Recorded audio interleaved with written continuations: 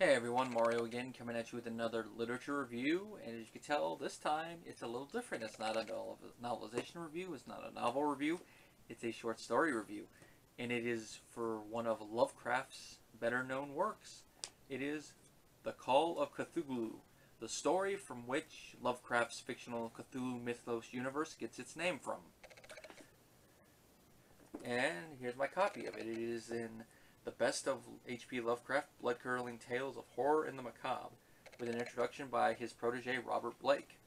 And before I get into talking about the story specifically, there's one quote from Lovecraft at the beginning of this introduction that I think sums up his style perfectly, as well as the style of cosmic horror in general. And that line is, "The oldest and strongest emotion of mankind is fear, and the oldest and strongest kind of fear is fear of the unknown." That is very true. Even when you look at it in a historical perspective, fear of the unknown is one of our biggest things. I mean, it's the thing that kind of leads to what I call the othering syndrome. Now, getting a little bit back on track. When cosmic horror, fear of the unknown permeates the entire story. Especially when man is finding out that it not only is it not alone in the universe, but in the grand scheme of things, you are very insignificant. And of course, that knowledge drives you insane, depending on the circumstances, and you wish you hadn't done it. It's the whole, there's some things man shouldn't meddle with. It's a little different here, because instead of, getting knowledge and then like getting, I know what it feels like to be a god, or like, wow, we're just like an ant compared to the rest of the galaxy. Damn. It's like that. Now, I am going to be looking at my phone for this, because this is some data I need to read off here. Now, the story was written in the summer of 1926, and it was published in Weird Tales in 1928, February to be specific. An interesting little note is that Weird Tales editor Farnsworth Wright first rejected the story, and he only accepted it after writer Donald Wandrei, who was a friend of Lovecraft's, claimed that Lovecraft was thinking of submitting it elsewhere, so he's like, oh, dang it, I'm not going to let him take the story elsewhere. Okay, we'll put it through. Now, Lovecraft, I guess, thought the story was, but a lot of other people love the story, like the creator of Conan, Robert E. Howard. He called it a masterpiece. French novelist Michael, I'm probably going to butcher this last name. I'm just going to spell it out. Houellebecq described it as one of Lovecraft's great texts, and other people have called it a masterwork. So I'd say that that is just Lovecraft being his own worst critic. And if you actually do some research on Lovecraft, that is basically what describes him in a nutshell when it comes to describing his own work. And it's something that I can relate with. I mean, me looking back at a lot of my work, I'm like, what was I thinking? Sometimes it's accurate. Like when I look back at my older reviews, they're like, all right, I hadn't really come up with my own style yet. So it's like, I definitely needed a lot of work. Learn by doing. Same thing with like my editing tributes. Like, could have edited tighter here, could have edited tighter there. But sometimes it's just a little nitpicking. Sometimes it's, like, what was I thinking? But with Lovecraft, he always went to go into the what was I thinking category, even if the work was excellent. And Call of Cthulhu definitely fits in that category. It's an excellent story, so him thinking, it's okay, I don't see it. Now, if there's one thing I will say is a minor nitpick, and this is something that is general with his style, is that he can be overly wordy when it comes to adjectives, and that's something that a lot of people note about his work. I mean, if you watch that one documentary that John Carpenter and Guillermo del Toro, there it was, it took me a moment, the one that those two were in, they even mention that he uses a lot of adjectives. Like, a lot of his sentences will be just adjectives sometimes.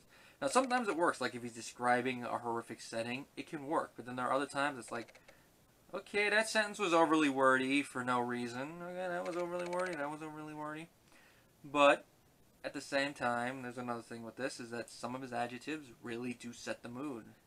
Like, I can't think of another story, for example, that uses the word tenebrous as much as it does. And, of course, he liked to use the word eldritch a lot, which basically describes something very creepy, which is where Lovecraftian and cosmic horror gets its other name, eldritch horror. Which, on a side note, eldritch is actually the name I picked as my Sith name, Darth Eldritch.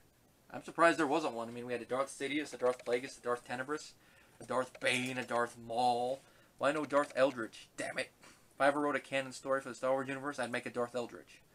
Now to get back on track, the plot of the story. Our narrator is a Francis Wayland Thurston. He recounts the discovery of some notes that his uncle, who was a respected professor, left him. His uncle died under mysterious circumstances, which, as the story goes along, he begins to suspect that his uncle was murdered because he knew way too much about what he uncovers from the notes. Apparently, his uncle has discovered this thing that is a cult, which we find out is the Cult of Cthulhu. And he's relating certain cases, like this incident happened in the early 1900s involving this cult discovered down in the Louisiana Bayou, connecting it with this small group of Eskimo cultists. And it ends, of course, with our narrator finding out about this one incident that happened in the South Pacific that connects to those two because it involves Cthulhu in his city of Relaya. And apparently the city, or at least the tip of the city, was no longer underwater, and Cthulhu was momentarily awakened. The reason I say momentarily is because the narrator is still alive to write down the story, so if Cthulhu had risen like his cultists were saying they wanted him to, he'd be dead. So he only momentarily resurrected himself and then probably went back. As the story unfolds, we really get a sense of the danger that the cultists pose to everyone, you know, with their sacrificing in their very hush-hush society, and of course the fact that they're going to kill people who know too much, because they might reveal the existence of the cult, especially if it's way too soon that they do it. Because the cultists, they want Cthulhu to come back. I mean, as their saying goes when you translate it in English, in his city of Relaya, dead Cthulhu waits dreaming. And it's through these dreams of death that Cthulhu sends out signals that, you know, give men knowledge and give men madness.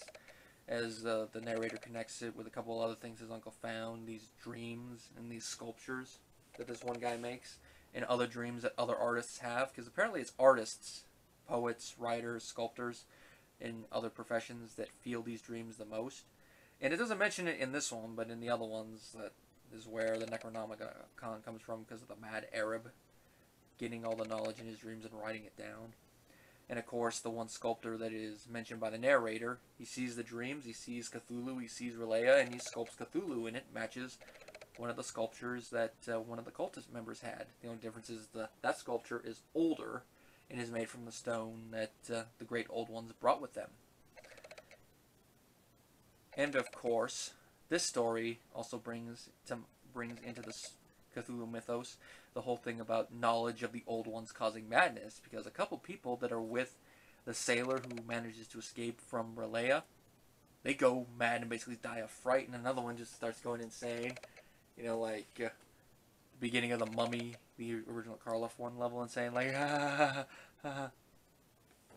then falls over, basically. The last one, he barely manages to escape because I guess he's made of sterner stuff. But he's still driven, you know, shaken by the experience because, like I said at the beginning of the video, you discover you're basically an insect in the grand scheme of things. And that's what the story deals with. The cultists know that they're basically insects, but they worship who they consider to be the masters of the universe, if you pardon me pilfering that phrase. Because the great old ones technically are the masters of the universe. And if mankind wants to survive, they better basically escape unnoticed and hope that when the great old ones do awake that we're too inconsequential for them to notice. Now, of course, Cthulhu is probably going to notice at least some of them because he's sending, you know, signals to the dreams, and he has his followers, and he'll probably favor his followers to a point. Exactly what?